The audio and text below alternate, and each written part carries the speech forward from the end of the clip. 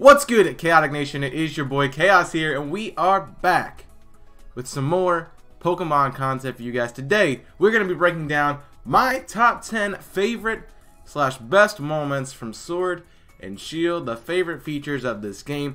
And for this episode, for this Saturday video for you guys, I'm going to be trying out something different. As you guys can already see, my face is right here and on the screen for you. I usually don't do these for these kinds of videos, but I'm gonna try it for this one. And also I have a new intro that I want to try for going into the content, so let me know what you think of that in the comment section down below. As always, feel free to let me know anything in the comment section down below.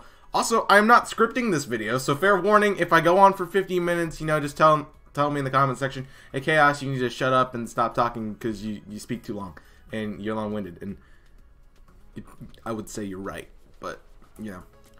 But today I'm going to be talking about these 10 features in Sword and Shield that I really have enjoyed, things that have made the game a lot better for me, and things that I really just have liked that they've included in this new Pokemon game that we've all been really enjoying for these last couple weeks. So if you guys are excited for that, make sure you hit that like button down below. If you don't like it, you know, I don't know why you're still watching, but hit the dislike button before you go. Just, you know, help me out a little bit. But let's get into this video. So let's get chaotic. Number 10 is the overworld and wild encounters. Now, a lot of people were skeptical when this was first announced. A lot of people saw the wild encounters, a lot of people saw the overworld encounters. We weren't really sure what they were going to do. It just kind of seemed like maybe, hey, they're trying to pander to the people who were doing Let's Go, and they wanted to have them be like, oh, we can get the overworld encounters again. I think they're both really cool. Having both features in the game is really unique and really cool. It makes it a lot easier if you're trying to do Nuzlocke, because, you know, my boy Jimmy and I are planning to do our Soul Link, and we were like, yo, do we just randomly run into a route until we find something, or are we going to, like, try to, you know, just get wild encounters that you don't get to see? So, you know, it's really interesting, and it's a cool dynamic. I think it's really cool to figure out some Pokemon can only be wild encountered, some Pokemon can only be found in the overworld. Like, it's really cool how they split that balance, and I think it's a really nice feature that I've really enjoyed in this game. It brings back the original Pokemon feel where you just ran into wild things in the grass, but also brings back the new feature of you can see Pokemon in the overworld. The only thing I don't like about it is the shiny. You cannot see the shinies in the overworld, which, I mean, that does make sense because you're not going to be able to see them in the grass as well. And also, like, the grass is not mandatory to go through on most routes. Like, the only routes that really require you to go through the grass are, like, the first couple routes. And then the other ones, you kind of can just cheese your way around it. So, I think it's kind of cool what they've done, but, you know, it just really depends on what you like. Number 9 is the gym uniform. So, I've always liked customization. Me, personally, always have loved customization in Pokemon games. It makes me feel more personal. It makes me connect with my character, which makes me immerse myself further into the games. And one thing I've really liked about this generation in particular with its customization is the gym uniforms. A lot of places don't really show you type things. We haven't seen really type customizations in the past. Like, the closest thing we've got is like Sun and Moon and Ultra Sun and Moon, where you had different colors and you could choose to dye things. That was really the only customization you had. And still, it wasn't based on typing. It was just more like, okay, which color do you want to have on this item? So I really like the idea of each gym having its own specific kind of uniform and things you can try out and go through. I really like the fire type uniform. Of course, you know me, I love my fire types. But I think that's a really cool feature that they have in this game, that once you beat a gym, you can get their uniform. And then the ones that aren't in the game, obviously, you can go buy at one of the uniform shops. And the one thing I don't like about this is the uniforms are really not... the only thing you can't do with them is you can't change from your basically challenge uniform, like the pure white one that you have when you start. You can't change from that while doing the whole gym challenge. You have to wear the white one, which I kind of think would be kind of cool if you got to wear like the different color uniforms based on what gym you're in. So like, if you were in the grass gym, you had the grass gym uniform that you had to wear. Like, they gave you the uniform as you came into the gym. I think that would be really cool. But, you know, that's just me. And, you know, I'm just going to think that about the games and hope it happens, you know, if they do gyms like this in the future. But, I feel like this is just a Galarian thing. So, it's fine. It's whatever. I'm not going to be mad about it. Next thing up is the gym puzzles themselves. I thought a lot of them were really unique. A lot of them were really interesting. Some of them had their flaws. Yeah, there were some of them that were kind of boring and tedious. Like, yeah, I don't know, maybe like this ice one's not the best, but a few of them were really cool. I really liked the one in the fire gym where you had to catch the Pokemon or you had to battle them. I think that was a really cool feature as well, especially like having to battle them in a double battle situation where your opponent sometimes would attack you or sometimes your opponent would cause you to lose an encounter. So I thought that was a really cool feature. Some of them are a little lackluster. I feel like they could have been better, but you know, not everything that's going to be put into a game is going to be stellar and perfect. So I think they've done an overall good job in the gym puzzles. I think they really match their typings well, and the exclusive ones being able to switch between the types, that's incredible. Like use the little teacup like merry-go-round thing that you had to do in like the Ghost and the Fighting one, or like this pitfall puzzle in like the snow and the rock gym. That's really cool that they can make two like identical gym puzzles, but like flip the thing inside of it. Like obviously snow for ice, sand for rock. Like they could flip it that way and it'd be really cool. And I really enjoyed that feature about the game. It made it more seem like, you know, I assume it'd be easier to program that way, but it also is really cool and fits really well with the specific typings for the gym. I think this next one everyone's going to like. Number 7 is the Rotom Bike. Everyone's favorite new way to get around Galar. One thing I'm really excited about, and a lot of people think this is underrated because it's not really that important, but I really enjoy it myself, is that the bike does not change your music. I've always hated, like in the other games, like you try to ride around a bike and you have a bike theme. I don't like that. Keep the gym themes, like the themes of each route, the same. Don't change it because you get on a bike. Like, yeah, it's nice to have a bike theme, like, but you know, if I want to travel around the region faster, I'm going to obviously be on a bike, which means I'm going to hear that bike thing over and over again. So I'm really glad that they got rid of that in this generation. Also, this bike is really great because it replaces all HMs and TMs. Although I think they really designed this game with the idea that, you know, no one wants to see HMs anymore. They kind of shot them out in Gen 7, and everyone's just like, yeah, they're not going to be here, so that's kind of cool. But I think this is a really cool way to incorporate it. They like using the Rotom in the appliances. So having a bike that, you know, inflates to go on water, it's really kind of cool. And I mean, really that's really the only HM you have in this game is just the Surf HM. You can fly literally from anywhere by using the map, which is a really cool feature that they've done. I kind of wish they showed a little bit more of the Corviknight fly thing, but you know, it's really fast animation and it makes the game go a lot faster, and I'm pretty sure a lot of people appreciate that. But the bike itself is a great way to travel around, especially in the wild area. Just make sure you get off the bike if you're trying to like shiny hunt in grass, because it's not great. But we'll move on from there, go to number 6, and you guys already know if you've seen any of my content in Sword and Shield, and you've been to any of my streams, I love Sonya. Sonya's great. So number 6 on this list goes to Sonya. I think she's a really interesting character, and it's not just because she's my waifu, which, I mean, I'm just gonna keep going. But Sonya is a really cool character. I really like how she like develops over time. She seems like she's really interested in like the character and Hop. Like, I feel like her relationship with Leon being his rival really kind of steered her in the direction of, you know, thinking of Hop as like a little brother.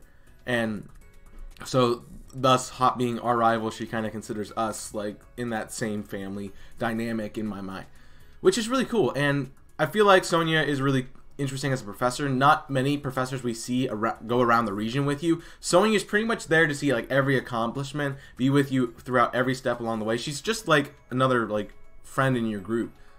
Like, she's just there for you, and it's really nice to have, you know, that professor, quote unquote, because she's not technically a professor to the post game. Sorry for spoilers. I should have mentioned that at the beginning of the video. This video will contain some spoilers, but you know, it's been out for 2 weeks, so I don't really care. But like, she's a really cool researcher, and you helping her out with her, well, helping her out, literally you can't mess up the text dialogue, so it feels good to be like wanting to help Sonya, and she feels just like a really cool bubbly character that, you know, makes the game more enjoyable in my mind. A lot of characters and rivals seem to like bring things down in the past, but Sonya feels like a really good fit for this game, and also it's just a really cool character, and nice to see her develop as like you and Hop develop as well. So it's not like you have like multiple rivals like they've done in like, you know, like X and Y. It's the professor is growing as well, which is, you know, really cool, and I really like that about this game. I think it's really nice. Yeah, and another thing, don't look up Sonya on images, because, yeah, just don't. Next up is probably one of the most commonly favorited features by everyone in the Pokemon community. Wild Area is at number 5, hits the top 5 in this list. Now, I really do like this feature. The reason it's not higher is because I haven't spent a whole lot of time in the Wild Area. Also, it's very, very hard to traverse in some places, like obviously like this location. To get across to that giant boulder in the background, you have to go down the hill and then across the bridge, and it just takes a while sometimes. Like, I understand they wanted to make you explore things, but you know, it feels like some places are cut off based on how they designed it. But that's just me. But it's a really cool place to hang out. It's got really cool features, and I kind of like grouped a bunch of stuff together here, so that's why it's kind of at this point in the list. You get the max raid battles, which are really cool. Great way to hang out with friends. First couple days into the game, once I completed it, I had hung out with some friends doing G-Max Colossal raids. I've done streams where we've done raids together.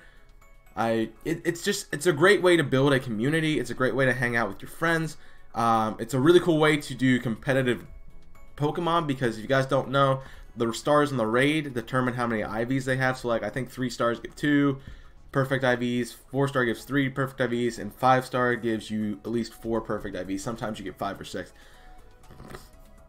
That's really cool that way. And you know, you get some really cool different looking Pokemon that way, like the G-Max forms. Some of them are really interesting. Yeah, some are, yeah.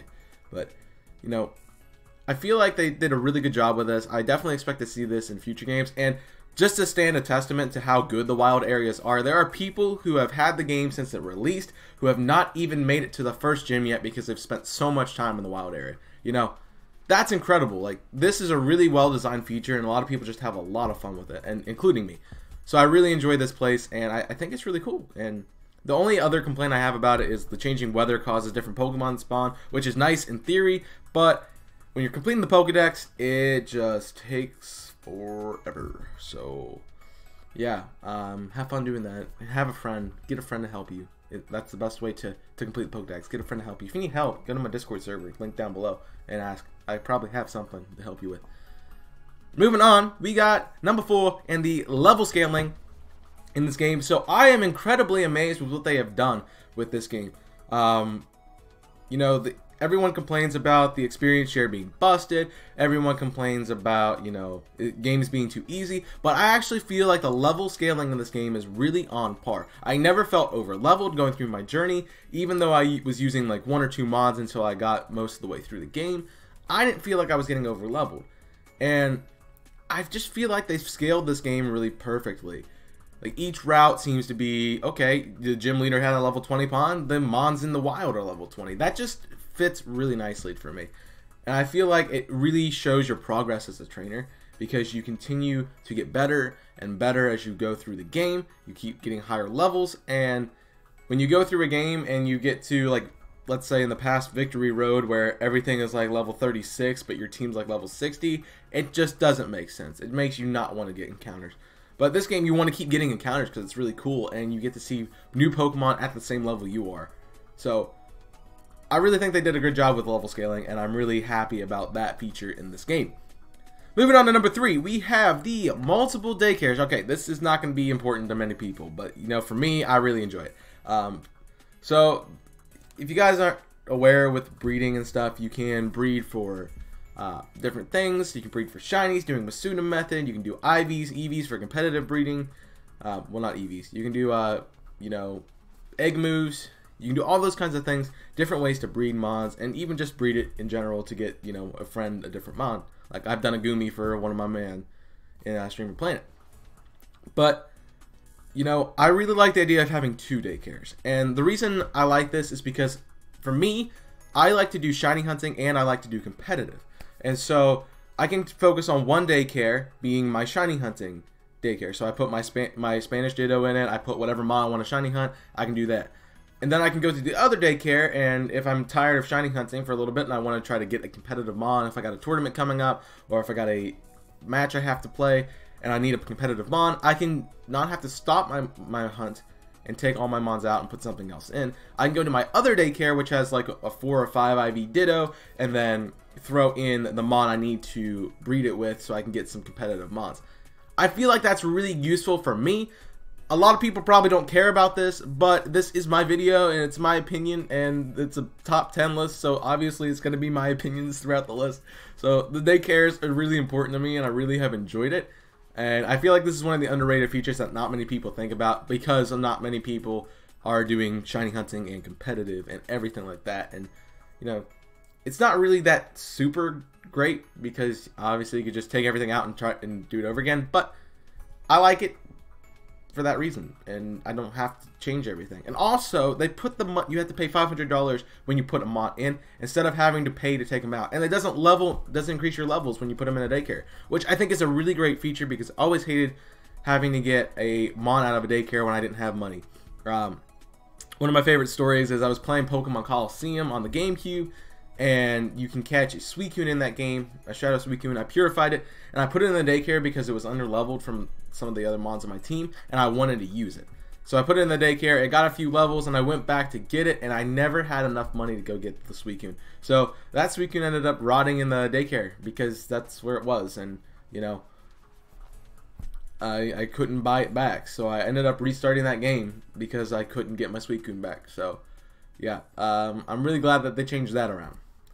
Moving on to number 2, we have Bede. Now, alright, I think I'm throwing a lot of controversial stuff up in the top couple of numbers. I feel like a lot of people in the comment section like, Chaos, you suck, you're making really bad decisions about life. But no, I mean, some of that's true. But I feel like Bede is a really interesting character. I feel like out of all the characters in this game, he is one of the best ones there. Something I have not mentioned as well, and I would like to quickly mention as like an honorable mention here. I think Ryan or Rayhan, I don't know how to pronounce his name, the Dragon type gym leader, the last gym leader. I feel like his battle strategy is really cool, and so he'll fit in here as an honorable mention. There you go. And I didn't do anything special for him, but you know, I just kind of thought of it while I was doing this. Back to Bede. Really interesting rival. If you guys know me, I really like the cocky and the competitive rivals, so I feel like Blue and Silver are some of the best ones. And Bede comes in there really nicely too. He just fits in that role as like, hey, I'm just gonna wait here and battle you because you suck, and I'm gonna show you how stupid you are. That's what I feel, and I want to beat his face in every time I fight him, because you know, it just, you know, he aggravates me. But he aggravates me in a good way that makes me want to do better in the game. And I, you know, even I'm a grown man. Even as a grown man, I still have those vibes when I was a kid, when I was fighting like Blue. Like, it's like, hell, hey dork, how you doing? Let me see how you raised your Pokemon. I mean, he takes it to another level. Bede takes it to another level, but he's the same vibe, and I really do appreciate Bede as a character. And it's really cool to see his player development. Spoilers alert again. Just gonna let you know that, because you know, a lot of people don't want to know. But his character development is just great. Trying to do the work of Oleana to get the wishing pieces, you know, cause all the stupid stuff that eventually, like, Chairman Rose, you know, messes up. And then losing his sponsorship so he can't compete anymore, and then becoming a gym leader. Like, I feel like Bede has gone through so much in this game, and it's really interesting. Like, his story, like, I didn't even realize that there was really no evil team in this game. Like, Team Yellow was kind of like a funny, stupid team. But, like, the real storyline for me, like, the evil character was Bede. Like, you put all your investment into, like, everything evil into Bede. And you're just like, you know, he's just a mean guy. He just kind of sucks. And then, like, you actually kind of feel bad for him when he gets his sponsorship taken away. I mean, I didn't right away, but, like, you know, once you see the whole thing with Opal, and, yeah, it's fun. But him becoming a gym leader, I think that's a really cool feature that they did to the game. And, you know, I feel like they did that with, like, every character. Like, you really see, that's another thing to bring up, goes with this and Sonya. You see a lot of the characters, not only your character, not only your rival. Well, Hop doesn't really change much. So, not only your character, but a lot of characters that you see throughout the games, the rivals, Sonya, even Leon a little bit, I guess. you see them change and grow as a person as you go through the story. And I feel like they've really lacked that in the past with Pokemon games. I feel like they've done that for like, okay, you see the character development in someone like Blue, who just wants to be better and better than you, and then realizes that, hey, you know, I'm not going to construct the best team out of the bonds that work the best. I'm going to construct the team out of the friends I have built. You know, it's fun to see the differences in like the older games and now that they've shown so much character development within the entire cast of characters. I feel like this is a really good feature, and probably one of the reasons why I like betting Sonya so much in these games. Now, Marnie's alright. I didn't include her, but she's, you know, she's alright. And moving on to the #1 thing in this game that I enjoy, the best feature for me is the Pokemon Champion Cup. I love this feature. I've always been a fan of the anime. I love the general, like, I've watched like all the way up to like, gosh, when did I start? What did I watch? I've watched all the way up to the Brock and Misty episodes of the Sun and Moon anime. So I've watched a lot of the anime. And just having this feature where, you know, Ash always went into the cup, tried to win, and he always lost. I feel like this is a really cool feature that they add into the game. It was really interesting not knowing who I was going to battle against, although, you know, thinking back about it, I really should have figured it out. But, you know, sometimes it don't work. But I feel like this is really cool how they've done it. You know, Betty coming in and crashing it kind of was fun. Having sort of 2 cups because you had to one compete as a challenger and beat the other challengers, which made sense because you fought Monty hot. Yeah, it makes sense. And then like you had to fight the gym leaders again, and it was really cool that way to see like how their teams have changed. And then having to fight, you know, Leon at the end was just, it was a great way to cap off, like, you know, a championship. It felt like I really became a champion in this game. It's not just like, alright, I just mollywop 5 people, like, give me the next guy because I'm undefeated, bruh. Nah, it was like, this actually made you feel like you actually competed, feel like everything was on the line. Of course, I didn't lose, so I don't know if you lose a match, you just start that match over again. Do you have to go back and fight the, like, if you got to Leon, do you have to go back and fight Marnie again all the way at the beginning? I don't know. I didn't play that far. Someone let me know in the comments section down below. And while you're down there, let me know what you think of this video. I hope you guys did enjoy my top 10 best Sword and Shield features. Just so you guys know, next week will be the top 10 worst Sword and Shield features. So if you have a feature you don't like, let me know in the comments. I might include it. I have some ideas of what I want to do already. But it's going to be interesting to figure out what I don't like about this game, because it's a really solid game. And honestly, I definitely recommend you guys checking it out. But make sure you go check out that video if you're watching this later than when it comes out, if the other video is already out. But make sure you just check in and see if the video's out. And a good way to do that is subscribing down below. Make sure you guys hit that subscribe button. Never miss any content from me here at the Chaotic Nation on this YouTube channel. Check out the description down below for my links to my Discord, my Twitter, and my Twitch account. I stream over on Twitch pretty much a couple times a week, trying to make that more consistent. And, you know, we're doing some Sword and Shield content. So if you guys want to check out that, we're going to be doing some competitive. We're going to be some shiny hunting, this and that and that and this. You definitely want to check it out. It's going to be a blast. I mean, if you guys like this content, obviously you're going to like that. And speaking of liking, if you like this video, hit that like button down below to show your support. Also, if you dislike it, you know, feel free to hit a dislike. I don't know why you're still here if you're watching this and you're hitting a dislike, but, you know, thanks. I appreciate you for watching this content. You know, honestly, give me the view time, give me the, you know, reaction that I appreciate you. Thank you. But that's where I'm going to wrap up this episode. Thank you guys for watching this video. I hope you guys did enjoy it. Again, if you did, like button down below. Hit that subscribe button as well. And I will see you guys next time for some more content with Pokemon. So until then, my name is Chaos, and I'm signing off. Stay safe, and as always, burn it up.